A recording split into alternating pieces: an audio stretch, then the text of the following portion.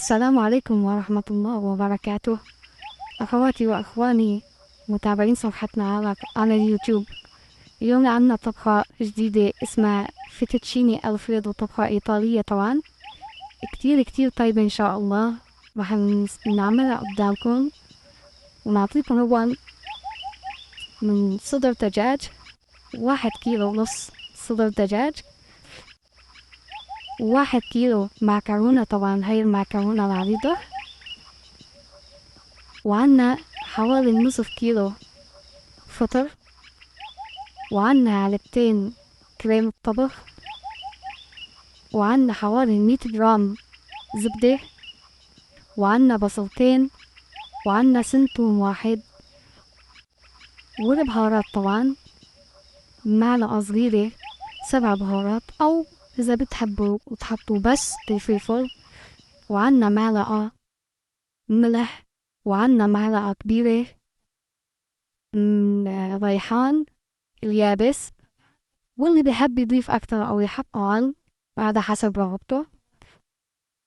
وعندنا كمان حوالي تقريبا 250 جرام جبنة مبشورة.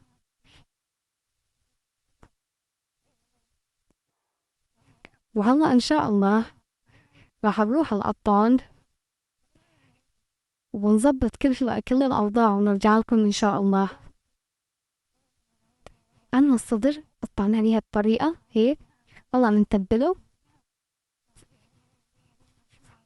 ملح وفلفل،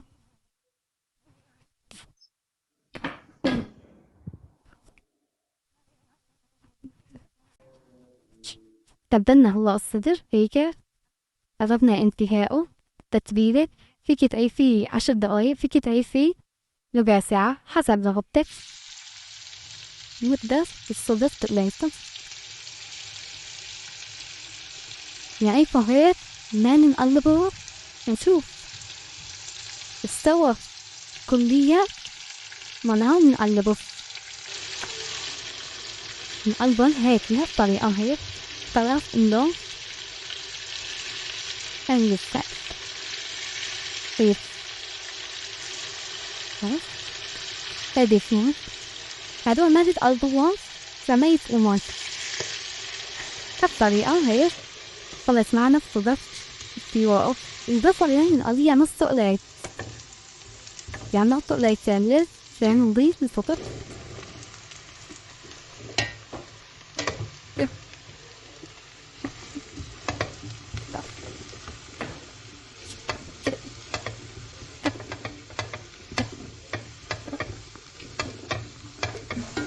شبه هيك نحاول نقلبه كم تقليبة، وبعدين نحط الكريمة في الطبخ.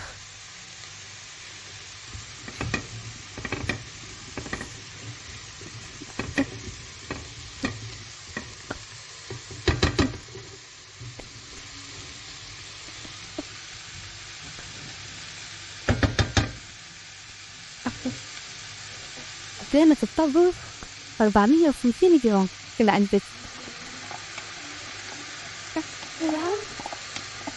نخليها تغلي غليتين بالكريمة الطبخ، وبعدين نصب المعكرونة.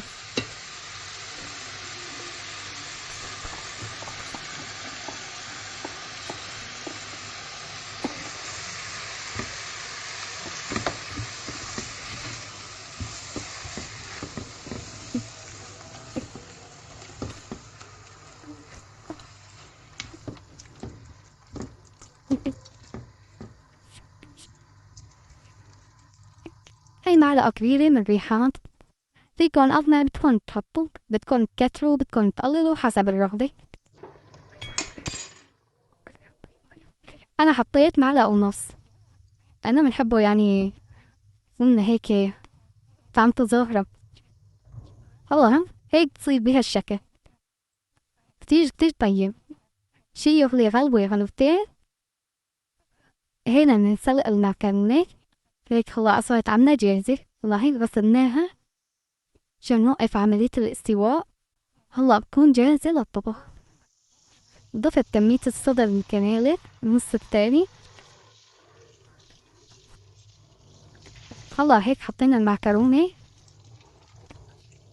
هلا عنا المرحلة الأخيرة الجبنة، وفي منا بحطوها بالفرن، في منا ما بحطوها. حرارة الفرن تقريبا 160 بس من فوق. زي وهي طبختنا صارت جاهزة.